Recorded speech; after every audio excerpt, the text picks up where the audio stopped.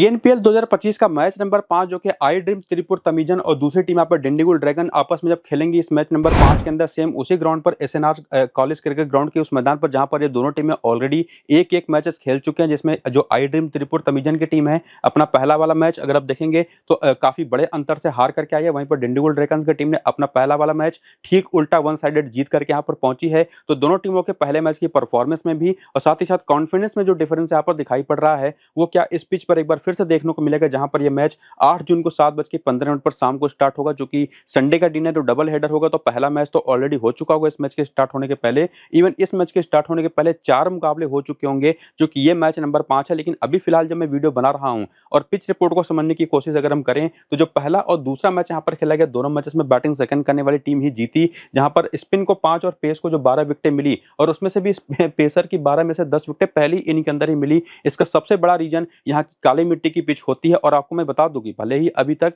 यहाँ पर 2 मैचेस का स्कोर कार्ड आपको दिखाई पड़ रहा है ना, पिच का नेचर बिल्कुल एक जैसा यहाँ पर होने वाला है। इस काली मिट्टी की पिच पर पहली इनिंग की बैटिंग में खास करके अगर यूज्ड पिच हुई तो भी और अगर फ्रेश पिच हुई तो भी बैटिंग करना कंपैरेटिवली थोड़ा सा मुश्किल होगा, खास करके बाद में जाकर के तेजी से रन बनाना, जहां पर जब बल्लेबाज बल्ला चलाएंगे गेंद बल्ले पर थोड़ा सा फंस करके आएगी तो उसकी वजह से रन बनाना उतना आसान होता है नहीं। लेकिन सेकंड इनिंग के दौरान जो वहां पर जब गर्मी जो होती है शाम के दौरान टेम्परेचर जो ड्रॉप करेगा तो ह्यूमिडिटी और साथ ही साथ एयर मॉइस्चर जो पिच पर आता है उसकी ऊपरी सतह पर जो हल्की सी नमी आती है ना, उसकी वजह से ये काली मिट्टी की पिच काफी शाइनी और शानदार हो जाती है, स्किडी इन नेचर की। और बल्ले पर गेंद बड़ी आसानी से आती है तो रन बनाना और आसान होता चला जाता है जैसे जैसे ये मैच आप आगे बढ़ेगा। और इसी वजह से यहाँ पर सेकंड इनिंग में ही बैटिंग करना सबसे आसान होता है। ये तो मैं केवल 2 मैचेस की बात कर रहा हूं ना, पिछले सीजन के भी 4 और मैचेस यहाँ पर मिला ले जो इस मैदान पर खेले गए थे, तो उन 6 के 6 मुकाबलों में से भी 5 बार बैटिंग सेकंड करने वाली टीमें यहाँ पर मैचेस जीती हैं, जहां पर पहली इनिंग का जो पावर प्ले होगा पहले 6 ओवर वहां पर सबसे बढ़िया चांसेस यहां पर विकेट गिरने के होते हैं। और इसी पिच रिपोर्ट को समझने के बाद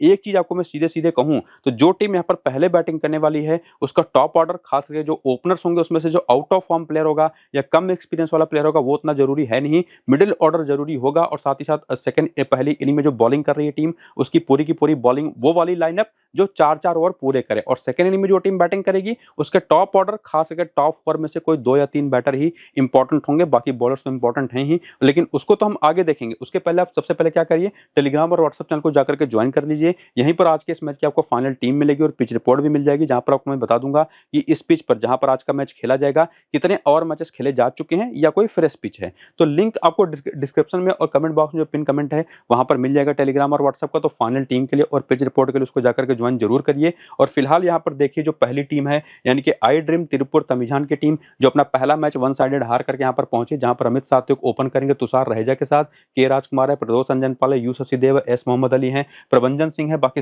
रवि साई किशोर लेफ्ट आर्म ऑर्थोडॉक्स बॉलर जो टीम के कप्तान भी है, बाकी मथिवानन एम है, आर सिलाम्बरासन है, नटराजन है जो 2 ओवर कर गए थे और ओवरऑल काफी पिटाई इनकी हुई थी। बाकी बी सूर्या इनके एक इंपैक्ट प्लेयर हैं जो ऑफ स्पिनर के तौर पर बाद में सब्स्टिट्यूट होकर के आए थे। और उसके बाद इनकी ये बॉलिंग है जो पिछले मैच में कुछ खास कमाल तो नहीं कर पाए, लेकिन सिलाम्बरासन ने 3 ओवर के 1 विकेट दूसरे मैच ओवर में ही अपने ले लिया था, यानी कि वो मैच का दूसरा ओवर था, इनका पहला ओवर था। और साथ ही साथ साई किशोर ने पूरे 4 ओवर किए थे, 5वें, 7वें, 13वें और 15वें ओवर में बॉलिंग करने आए थे, जहां पर अपने दूसरे और मैच के 7वें ओवर में इनको विकेट मिला था। बाकी किसी को विकेट मिला नहीं, बी सूर्या और यहाँ पर नटराजन ने 2-2 ओवर किए। नटराजन की तो पिटाई भी अच्छी खासी और एस मोहम्मद अली ने शुरुआत ही की थी बॉलिंग की, पावर प्ले में 2 ओवर कर दिए थे, पहला और छठा, और विकेट एक भी मिला नहीं। तो यहां से आप ये भी समझ सकते हैं कि किस बॉलर को कहां पर जिम्मेदारी मिल रही है पावर प्ले डेथ ओवर में बॉलिंग करने की और कौन कितने ज्यादा ओवर्स कर रहा है। बाकी बेंच वो तो आपके सामने है, जहां पर डेरिल फेरारियो उनका नाम याद रखिएगा, क्योंकि अगर वो प्लेइंग ग्राउंड में खेलेंगे ना तो ना सिर्फ आपके सीधे टीम में आने वाले हैं बल्कि कप्तान है उस कप्तान के भी काफी शानदार डिफरेंशियल पिक होंगे।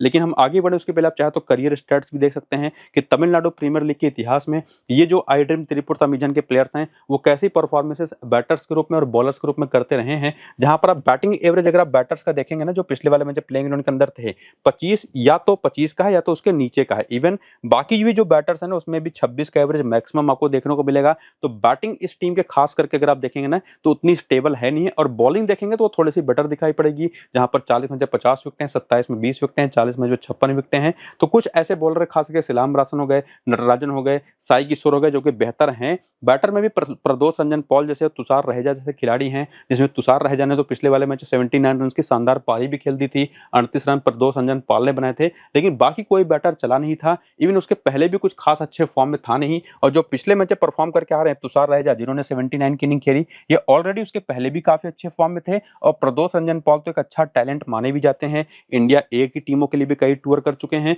और उसके पहले भी काफी अच्छे फॉर्म में थे। तो जो प्लेयर ऑलरेडी फॉर्म में थे उन्होंने परफॉर्म भी करके दिखाया। हालांकि कुछ ऐसे प्लेयर हैं जैसे यू शशिदेव हो गए, ये एक अच्छे फिनिशर हैं, ठीक ठाक बैटिंग करते रहे इसके पहले, लेकिन कुछ खास कमाल पिछले मैच में कर नहीं पाए। और बॉलिंग में भी आर सिलाम्बरासन और साई किशोर को ही एक एक विकेट मिला, बाकी किसी को विकेट मिलता दिखाई नहीं पड़ा। इवन इनके जो प्रीमियर फास्ट बॉलर हैं नटराजन, जो कि यॉर्कर्स के लिए जाने जाते हैं, ये भी नहीं चले। इनको आपने देखा होगा दिल्ली कैपिटल्स के लिए भी पिटाई इनकी हुई थी, आईपीएल में 2-3 बार मौका मिला था केवल, और यहाँ पर भी पिटाई हो गई, और इवन बालू सूर्या को भी विकेट नहीं मिला। तो ओवरऑल जैसा कि आपने करियर देखा ना अभी पीछे, जहां पर बैटर्स इनके बहुत ज्यादा बेहतर दिखाई नहीं पड़ते, बॉलर्स में भी 2-3 नाम ही हैं, तो जो थोड़े बहुत बेहतर थे उन्होंने ही परफॉर्म भी किया। ओवरऑल 4-5 प्लेयरों पर यह टीम डिपेंड करने वाली है आज के इस मैच में भी, और उसी तरीके की टीम है कि अगर वो जो 4-5 प्लेयर हैं, जिसमें नाम यहाँ पर नटराजन का हो गया, सिलाम्बरासन का हो गया, साई किशोर का हो गया, प्रदोष रंजन पॉल का हो गया, तुषार रहेजा का हो गया, हालांकि इसमें एक अमित सात्विक भी हैं, बहुत अच्छे टैलेंट हैं, इसके पहले काफी ठीक ठाक फॉर्म में थे। तो यही कुल मिला जुला करके 5 से 6 प्लेयरों पर डिपेंड टीम करती है। और आकर के अगर आप हेड टू हेड के स्टार्ट देखें, ये जो आई ड्रीम त्रिपुर तबीजन के प्लेयर हैं, जब खेलते हैं डिंडीगुल ड्रैगन के खिलाफ, तब T20s में कैसी परफॉर्मेंस देते हैं, तो वहां पर आपको क्या दिखाई पड़ेगा कि अमित सात्विक ने 4 मैच केवल 76 रन बना रखे हैं। इवन तुषार रहेजा के 5 मैच केवल 90 रन है। इवन के राजकुमार भी नहीं चले, प्रदोष रंजन पॉल के भी 4 मैच केवल 95 रन है, इसको आप थोड़ा ठीक कह भी देंगे। इसके साथ साथ यू शशिदेव जो कि फिनिशर का रोल प्ले करते हैं, और बैटिंग ऑर्डर के हिसाब से नंबर्स इनके भी काफी अच्छे हैं। और इसके बाद आते हैं तो बॉलिंग में साई किशोर, जैसा कि आपको ने कहा था कि इन पर टीम काफी डिपेंड करती है। 10 मैच 15 विकेट हैं, सिलाम्बरासन के 6 मैच में 7 विकेट हैं, लेकिन नटराजन के नंबर्स यहाँ पर भी कुछ खास अच्छे हैं नहीं। इवन किसी बाकी खिलाड़ी के भी नंबर ऐसे नहीं है कि जिसके दम पर आप हेड टू हेड के आंकड़े को देख करके सीधे प्लेयर को अपनी टीम में रखें।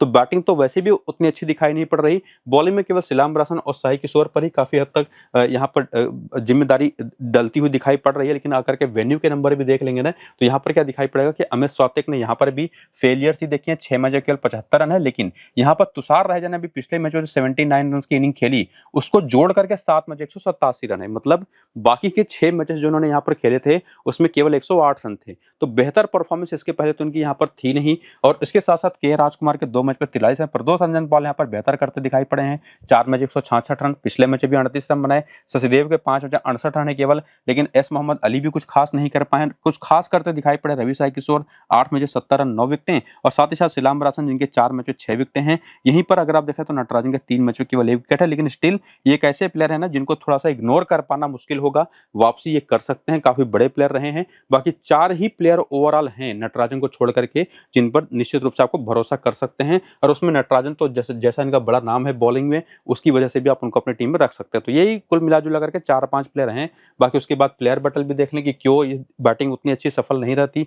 अमित सात्विक, संदीप वैरियर पर एक बार सस्ते में आउट हो चुके हैं, और ऑफ स्पिन इनके सामने डालिए विकेट देकर के जाते हैं, और ऑफ स्पिन पर 50 गेंद पर 79 रन बना करके 6 पर आउट हो चुके हैं। बाकी तुषार रहेजा, वरुण चक्रवर्ती पर एक बार, रवि अश्विन पर एक बार, पेरिया स्वामी पर एक बार सस्ते में आउट हुए हैं। संदीप वैरियर को उन्होंने बेहतर खेला। बाकी प्रदोष रंजन पॉल भी संदीप वैरियर के 7 ही गेंदों पर 2 बार आउट हो चुके हैं, और बाकी के राजकुमार के खिलाफ भी संदीप वैरियर ने शानदार बॉलिंग करी और लेफ्ट आर्म ऑर्थोडॉक्स बॉलिंग पर भी फंसते हैं। तो संदीप वैरियर का नाम आपको जिस तरह से रिपीटेडली दिखाई पड़ रहा है ना, वो उनको कप्तान है, उस कप्तान का भी काफी शानदार ऑप्शन बना देता है। बाकी ये 3 बाकी लोअर ऑर्डर के बैटर्स हैं, इनके भी प्लेयर बटल के आंकड़े देख लीजिए, और ये तो कम से कम समझ लीजिए कि जो आई ड्रीम त्रिपुर तमिजन की टीम है, जो अपना पहला मैच वन साइडेड ऑलरेडी हार करके आई है, और उसका रीजन जो था ना वो आपने देख लिया कि टीम कमजोर दिखाई पड़ रही है आंकड़ों में भी और बड़े बड़े नामों के बेसिस पर भी। लेकिन जब आते हैं दूसरी टीम की तरफ जो है डिंडीगुल ड्रैगन की टीम, तो इनके पास शिवम सिंह हैं तो यूपी के प्लेयर, पिछले मैच शानदार 82 की पारी खेल गए। इसके बाद रविचंद्रन अश्विन जैसा प्लेयर है, विमल कुमार जैसा टैलेंट इनके पास है, बाबा इंद्रजीत इनके पास है। इनके पास अगर आप नीचे आते चले तो संदीप वैरियर जैसा बॉलर है,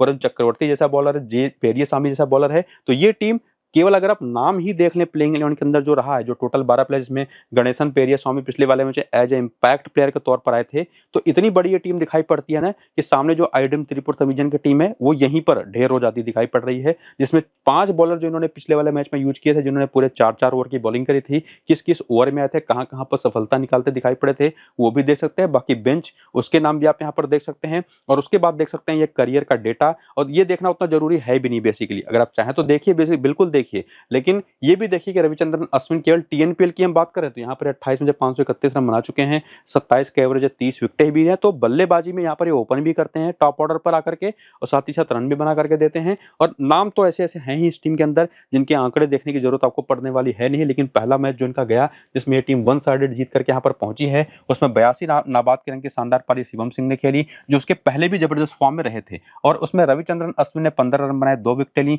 28 रन की पारी खेली विमल कुमार ने, इसके पहले भी काफी ठीक ठाक फॉर्म में थे। इसके अलावा हनी सैनी तो नहीं चले, बाबा इंद्रजीत ने 13 नाबाद की पारी खेली। उसके बाद किसी बैटर की जरूरत पड़ी नहीं, लेकिन बॉलिंग में संदीप वैरियर ने 2 विकेटें ली, 2 विकेटें ली गणेशम पेरियास्वामी ने। हालांकि डीटी चंद्रशेखर और वरुण चक्रवर्ती पिछले वाले मैच में नहीं चले, स्टिल ये काफी अच्छे फॉर्म इसके पहले भी होकर के आए थे। तो जैसा नाम है ना, इन चारों में से किसी भी बॉलर को ड्रॉप करना थोड़ा सा मुश्किल आपके लिए हो जाएगा। और टॉप ऑर्डर में से अगर आप टॉप के तीनों बैटर्स को देख लें, इनको भी ड्रॉप करना मुश्किल हो जाएगा और बाबा इंद्रजीत को भी इवन। तो ओवरऑल 8 प्लेयर इस टीम की तरफ से हैं जो कि आपकी स्मॉल लीग की टीम में आते हुए या आने की कोशिश करेंगे। इनको थोड़ा सा हटा पाना मुश्किल हो जाएगा, जिसमें से लोग ज्यादातर जो एक कोलैटरली जिसको ड्रॉप करेंगे ना, वो होंगे एक डीटी चंद्रशेखर और हो सकते हैं कुछ हद तक विमल कुमार या हो सकते हैं बाबा इंद्रजीत। इन्हीं तीनों में से किसी 2 प्लेयरों को लोग ड्रॉप करने वाले हैं। तो 8 में से 6 प्लेयर तो पक्के टीम में आने वाले हैं। इवन आप 7 प्लेयरों को भी लेके जा सकते हैं अगर आप नटराजन को नहीं ट्राई करना चाहते। लेकिन हेड टू हेड के स्टैट्स भी देखें तो यहां से भी कुछ हो सकता है, क्लैरिटी मिल जाए। तो अश्विन 3 मैच के एक ही इनिंग में 69 नाबाद की पारी और तीनों इनिंग में बॉलिंग करते हुए 3 विकेटें हैं हेड टू हेड में।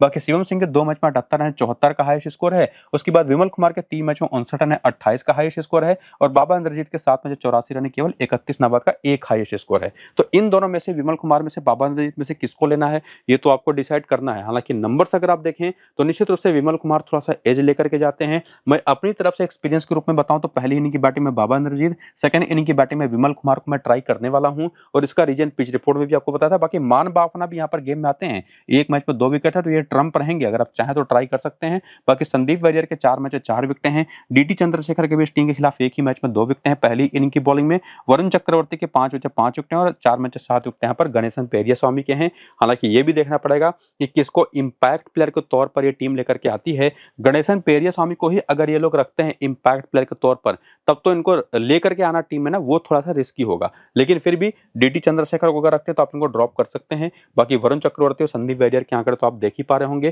तो यहीं से काफी हद तक क्लैरिटी आपको दिखाई पड़ रही होगी। और उसमें भी ना डीटी चंद्रशेखर को अगर आपको ट्राई करना है तो पहली इनिंग की बॉलिंग में ट्राई करिएगा, सेकंड इनिंग की बॉलिंग में ट्राई करने की जरूरत है नहीं।